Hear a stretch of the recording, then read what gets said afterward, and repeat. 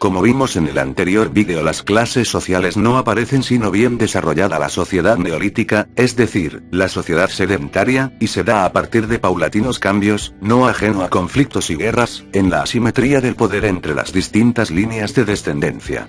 Desde ese lugar es que se pasa de la función necesaria hacia la función permanente, que llega a monopolio de las actividades de dirección económicas, religiosas y políticas por un grupo social. Las funciones permanentes son las funciones del Estado, que llegado a un grado de desarrollo, sus actividades se independizan de la comunidad general para desarrollar una nueva clase social, una comunidad que explota a otra comunidad mayor, en función de la especialización del trabajo. El modo de producción comunalista tributario, es llamado por la literatura de muchas hienas como despotismo hidráulico, modo de producción asiático, esclavismo general, que no es lo mismo que modo de producción esclavista, modo de producción antiguo. Sus diversos nombres es producto de que este modo de producción es enormemente heterogéneo y es problemático agrupar a un conjunto tan amplio de sociedades distintas. Es un modo de producción en el cual una casta social adquiere las funciones del Estado logrando cierto monopolio sobre la dirección del trabajo productivo, la actividad militar y religiosa o cultural. Nace una clase social que ya no tiene sus ingresos del trabajo manual, sino de impuesto o tributo sobre la tierra, en el que muchas veces incluye prestaciones de trabajo. Pero estos impuestos, ¿qué dirección tienen? ¿Qué significa el nacimiento de un Estado? La creación del Estado por parte de un grupo social es un elemento necesario para desarrollar las fuerzas productivas y sostener el crecimiento demográfico. El Estado se declara como una institución al servicio de la comunidad. El sultán, faraón, rey, etc. es el representante de la misma comunidad. Los impuestos o tributos son recaudados en nombre de él, y no de nobles particulares, como sucede en el feudalismo. La forma que tomó el Estado en el modo de producción comunalista tributario oscila entre la mezcla de dos variantes. Una casta de tipo militar o nobleza guerrera y por otro lado de grupos de sacerdotes y líderes religiosos más centrados en el culto doctrinario que en la guerra. En la mayoría de los casos se da una mezcla de ambas.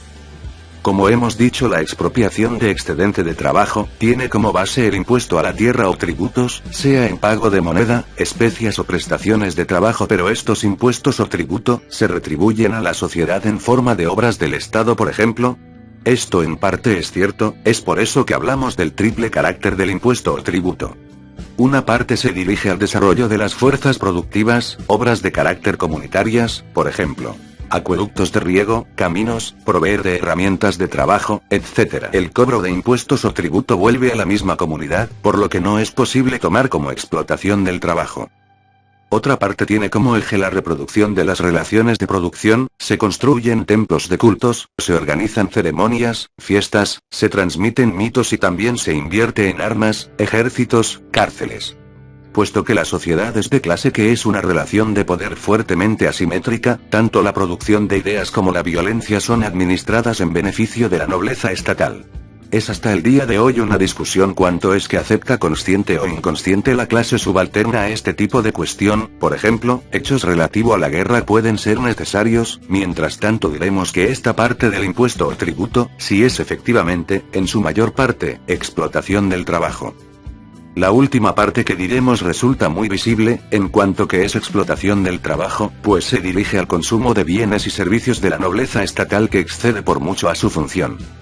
La parte 2 y 3 determinan la expropiación de excedente de fuerza de trabajo, por parte de la nobleza estatal.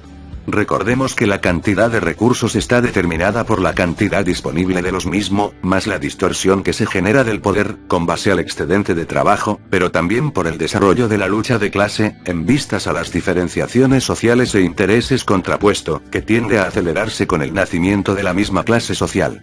El modo de producción comunalista tributario, a pesar de ser una sociedad de clase, se caracteriza por la inexistencia de la propiedad individual de la tierra, o dicho de otra forma, la propiedad de la tierra no era de ningún individuo concreto, sino de la comunidad representada por el déspota. Por eso se dice que el único propietario de la tierra es el mismo déspota. Los campesinos tenían la posesión de la tierra, pero no eran sus propietarios, dado que ésta pertenece a la comunidad. Producto de esto es que se mantienen similares lazos comunitarios que en el comunismo primitivo, con la diferencia que ahora existe una aristocracia que no es más que una pequeña comunidad dentro de una comunidad mayor.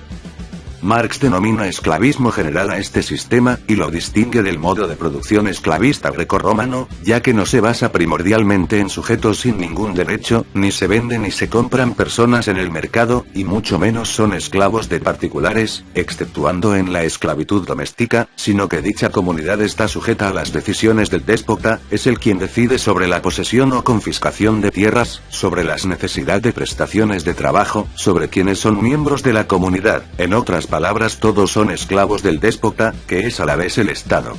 Una de las características más destacadas de este modo de producción es que a través de la guerra se desarrollan colosales imperios, como persa, chino, inca, o estados fuertes, como Egipto, azteca, maya, indio. La guerra tenía la función de someter a comunidades con el pago de tributos y también suministrar esclavos al estado principal.